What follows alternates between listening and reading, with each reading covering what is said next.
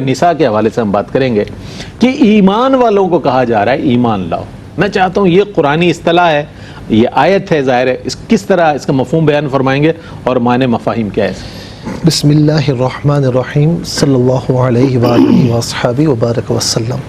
اچھا, پہلے میں آپ کو یہ بتاؤں کہ ایمان ہے کیا.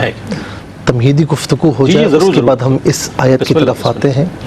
دیکھیں, بخاری شریف میں جہاں پر ایمان کا ذکر ہے, باب الایمان میں پہلی حدیث ہے کہ حضرت عمر بن خطاب رضی اللہ تعالی عنہ بیان کرتے ہیں کہ صحابہ کرام حضور نبی کریم علیہ السلام تشریف فرما ہے, صحابہ کرام رضوان اللہ علیہ مجمعین بھی موجود ہیں. اطلع علینا رجل, اچانک ایک آدمی آیا, ایک شخص آیا, شدید بیاض الثیاب, فرمایا کہ اجلے کپڑے, سفید کپڑے پہنے ہیں, اور شدید فرمایا کہ شدید سواد الشعر, اور اس کے بال جو ہے وہ گھنے اور سخت کالے ہیں. اچھا. کہا کہ ہم جانتے نہیں تھے, لیکن اگر مسافر ہوتا تو اس پر سفر کے آثار ہوتے, تو سفر کے آثار بھی اس پر نہیں ہیں. اور اس نے آ کر عرض کی کہ یا رسول اللہ مل اسلام, اسلام کیا ہے؟ تو نبی علیہ السلام نے فرمایا کہ ان تشہد ان لا الہ الا اللہ وان محمد رسول اللہ. نمبر 1 کہ تو گواہی دے کہ اللہ کے سوا کوئی معبود نہیں, محمد صلی اللہ علیہ وسلم اللہ کے رسول ہیں. دوسری چیز وتقیم الصلاۃ, نماز کو قائم کرنا. تیسری چیز وتؤتی الزکاۃ, زکوٰۃ کو ادا کرنا. نمبر 4 وتصوم رمضان, ماہ رمضان کے روزے رکھنا.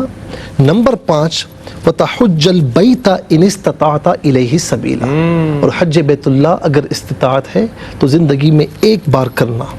مل ایمان, عرض کی یا رسول اللہ مل ایمان, ایمان کیا ہے؟ تو فرمایا کہ ان تؤمن باللہ وملائکتہ وکتبہ ورسلہ والیوم الآخر. وہ ایمان مجمل اور ایمان مفصل جو بچوں کو پڑھایا جاتا ہے نا جی, فرمایا کہ ایمان یہ ہے کہ تو اللہ پر اور اس کے تمام ملائکہ پر, اس کے تمام کتابوں پر, اس کے تمام رسولوں پر اور یوم آخرت پر ایمان رکھے. اور اس کے بعد یہ فرمایا کہ وَتُؤْمِنَ بِالْقَدْرِ خَيْرِهِ وَشَرِّهِ, تقدیر کے خیر اور شر ہونے پر یقین رکھنا اس کی جانب سے ہے. یہ ایمان ہے. تو اس کا مطلب کیا ہوا کہ اسلام نام ہے زبان سے اقرار کرنے کا, اور ایمان نام ہے دل سے عقیدہ رکھنے کا. ٹھیک ہے نا.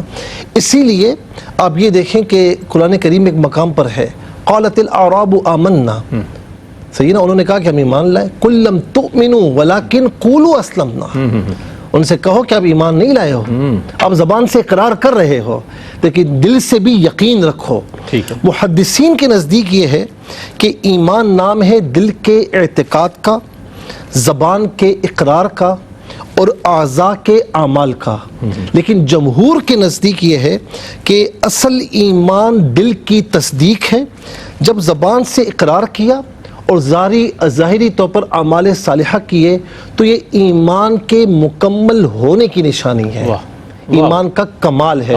کمال میں کمی ہوگی تو کہا جائے گا یہ ایمان کی صفات میں کمی ہو رہی ہے. جیسے عرف عام میں ہم کہتے ہیں یار ایمان کم ہو رہا ہے, ایمان زیادہ ہو رہا ہے.